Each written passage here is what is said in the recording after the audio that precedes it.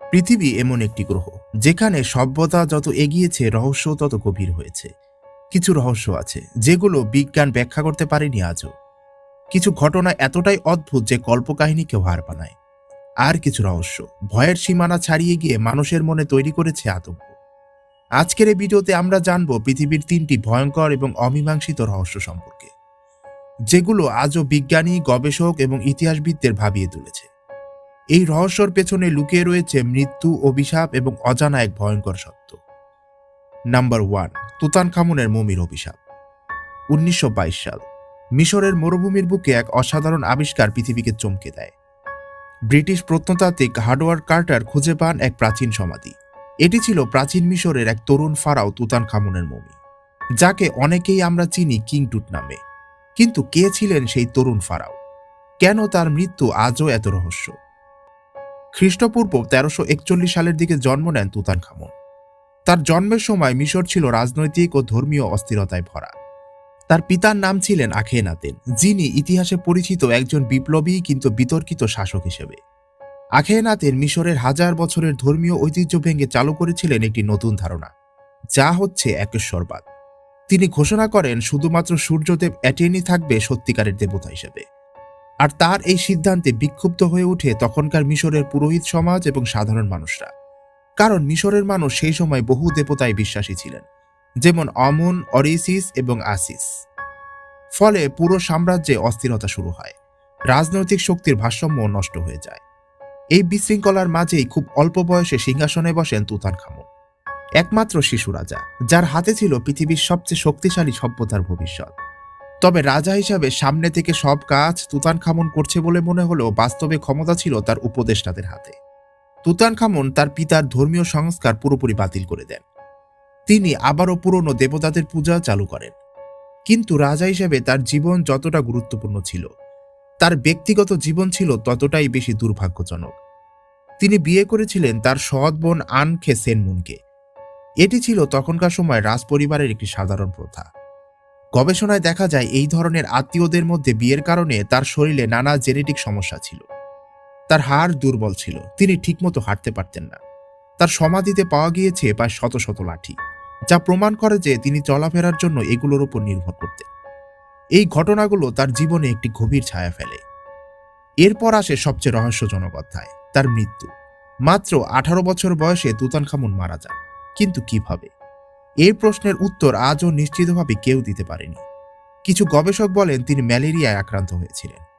আবার কেউ বলেন তিনি একটি দুর্ঘটনায় গুরুতর আহত হন। কিন্তু এই আবিষ্কারের পর শুরু হয় এক অদ্ভুত ভয়ঙ্কর ঘটনা। সমাধির দরজায় নাকি লেখা ছিল যে ফারাওয়ের শান্তি ভঙ্গ করবে তার উপর নেমে আসবে ভয়াবহ মৃত্যু। প্রথমে এটি কেউই বিশ্বাস করেনি এবং এটিকে কুসংস্কার বলে উড়িয়ে দেয়। কিন্তু এরপর যা ঘটল তাতে পুরো বিশ্ববাসী চমকে গিয়েছিল।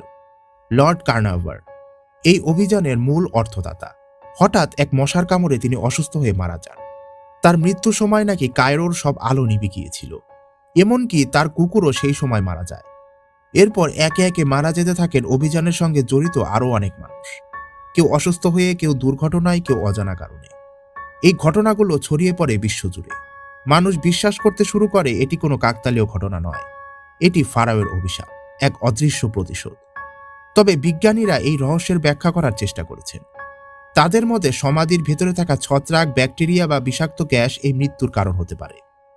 কিন্তু প্রশ্ন এখনো রয়ে যায়, কেন শুধুমাত্র নির্দিষ্ট কিছু মানুষই মারা গেল? কেন এত অদ্ভুতভাবে ঘটনাগুলো ঘটল? এটা কি শুধুই বিজ্ঞান, নাকি সত্যিই কোনো অভিশাপ কাজ করছে?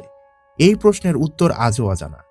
তাই তুতানখামুন শুধু একজন রাজাই নন, তিনি এক রহস্য, এক অমীমাংসিত ধাঁধা, আর হয়তো এক অভিশাপের প্রতীকও। নাম্বার 2, কঙ্গো জঙ্গলের ভয়ানক দানব। আফ্রিকার গভীর জঙ্গল, যেখানে সূর্যের আলো ঠিকমতো পৌঁছায় না, সেখানে লুকিয়ে আছে একটি ভয়ঙ্কর রহস্য। কঙ্গো রেইন ফরেস্ট পৃথিবীর সবচেয়ে ঘন এবং বিপজ্জনক জঙ্গলগুলোর একটি। এই জঙ্গলে এমন কিছু প্রাণীরা আছে যাদের সম্পর্কে আমরা খুব কমই জানি। কিন্তু কিছু গল্প আছে যেগুলো এতটাই ভয়ঙ্কর যে সেগুলো শুনলে গায়ে কাঁটা দিয়ে ওঠে। স্থানীয় লোকজন বহু বছর ধরে একটি বিশাল সাপের কথা বলে আসছে, যার দৈর্ঘ্য নাকি 50 থেকে 100 ফুট পর্যন্ত হতে পারে। একটি সাপ যা একটি হাতি পর্যন্ত গিলে ফেলতে পারে। সর্বপ্রথমে এই গল্পকে কুসংস্কার বলে মনে করা হয়েছিল, কিন্তু পরে ঘটে কিছু অদ্ভুত ঘটনা। 1950-এর দশকে একটি হেলিকপ্টার টিম নাকি জঙ্গলের উপর দিয়ে ওড়ার সময় একটি বিশাল সাপ দেখতে পায়। তারা দাবি করে সাপটা এতটাই বড় ছিল যে সেটি গাছের সাথে নাড়াচাড়া করছিল। পাইলটরা ভয়ে এতটাই আতঙ্কিত হয়ে পড়েছিল যে দ্রুত সেই এলাকা ত্যাগ করে।